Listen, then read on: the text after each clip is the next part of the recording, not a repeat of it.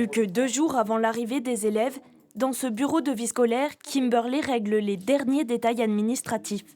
Pour cette assistante d'éducation, ce métier est une évidence. J'aime beaucoup.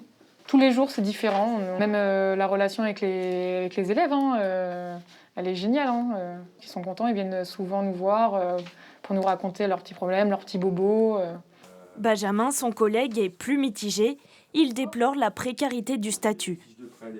On a du très bon avec les semaines de vacances de l'éducation nationale que beaucoup de gens nous envient. Mais on a aussi des semaines qui peuvent aller jusqu'à 41 heures pour un SMIC. Salaire bas, conditions de travail difficiles. Cette année, les candidatures se font plus rares. Ce collège peine à trouver des candidats qualifiés pour le poste. On a peu de CV qui nous arrivent avec des profils qui ne sont pas toujours sans expérience d'assistant d'éducation, parfois avec un petit peu d'animation d'expérience, mais souvent on a des CV qui ne sont pas tout à fait en adéquation avec les missions d'assistant d'éducation et ce qu'on souhaiterait en fait. Autre problème, les désistements de dernière minute.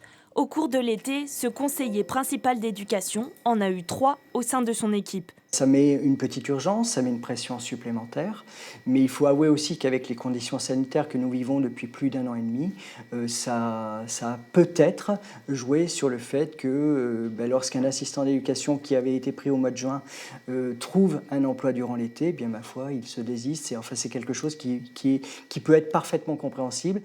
Le métier d'assistant d'éducation ne peut s'exercer que pendant 6 ans maximum. En général, ce sont les étudiants ou les potentiels futurs professeurs qui sont privilégiés pour le poste.